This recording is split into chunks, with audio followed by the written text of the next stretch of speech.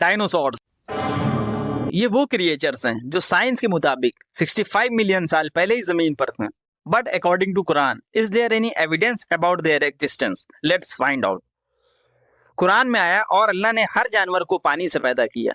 کوئی کو پیٹ کے بل چلنے والا, کوئی 2 پیروں والا, کوئی 4 پیروں والا. ڈائناسورس قرآن میں نام سے نہیں ملتے, لیکن یہ آیت ایک ہمیں پرنسپل دیتی کہ اللہ نے ہر قسم کی مخلوق کو پیدا کیا, اور ڈائناسور بھی اسی یونیورسل کریشن کے حصہ تھے. ایک اور آیت میں آیا, اللہ نے فرمایا کیا انہوں نے زمین پہ سفر نہیں کیا کہ دیکھیں ان سے پہلے کتنی قومیں گزر گئی جو ان سے زیادہ طاقتور تھی.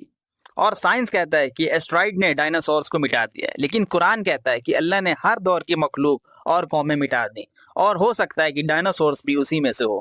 اور شاکنگ بات یہ ہے کہ تفسیر ابن کثیر میں آتا ہے کہ اللہ نے ہزاروں مخلوقوں کو پیدا کیا جن کا علم انسانوں کو نہیں ہے.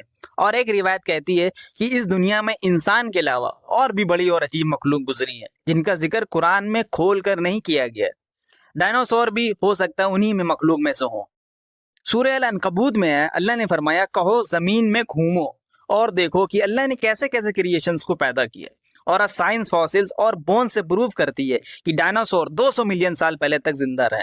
قرآن ہمیں یہ ڈائریکٹ چیلنج کرتا ہے کہ ہم اس کو ایکسپلور کریں اور دیکھیں. اور ایک شاکنگ بات یہ ہے کہ ڈائناسورس دنیا کے سب سے اسٹرانگ کریچرز تھے, لیکن اللہ نے ان کو بھی مٹا دیا. سورہ رحمان کی ایک بہت پیاری آیت ہے, کلو من علیہا فان, یہ زمین پر جتنا بھی ہے سب فنا ہو جائے گا, صرف باقی رہے گا تو تمہارا رب کا چہرہ. شاکنگ ہے نا کہ ڈائناسورس 200 ملین سال تک زندہ رہیں, پھر بھی ایک پل میں مٹ گئے, اور ہمیں اپنے 60 سے 70 سال کی زندگی پر گھمنڈ ہے.